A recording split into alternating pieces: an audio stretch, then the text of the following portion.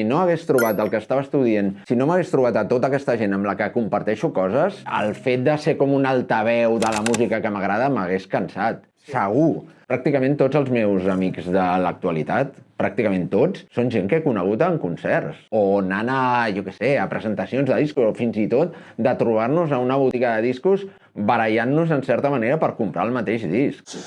Posaves un exemple molt bo que m'ha recordat a mi mateix, que és anar al garatge, no?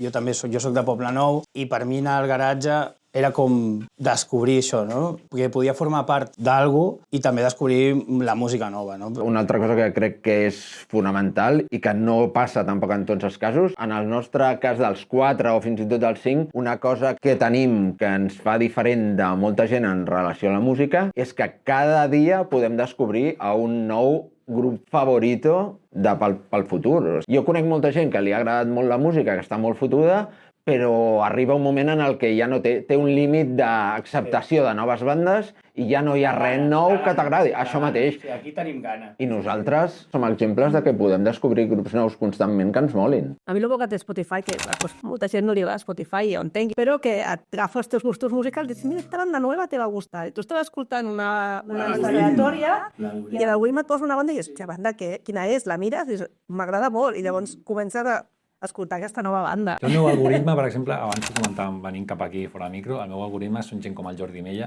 i l'altre dia em va recomanar un disc i ell sap que l'estil que m'agrada i l'ha clavat perquè el vaig estar escoltant ahir o abans d'ahir i l'ha clavat.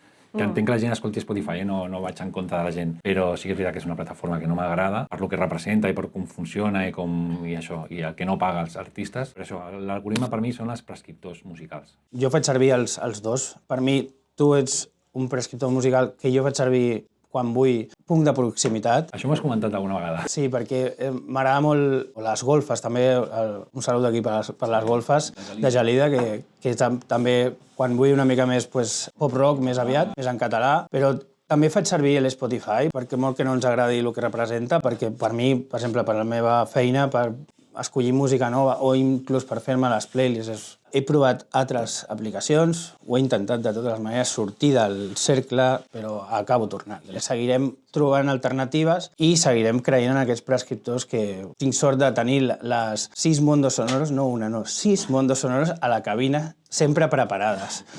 Sí, és el meu acompanyant.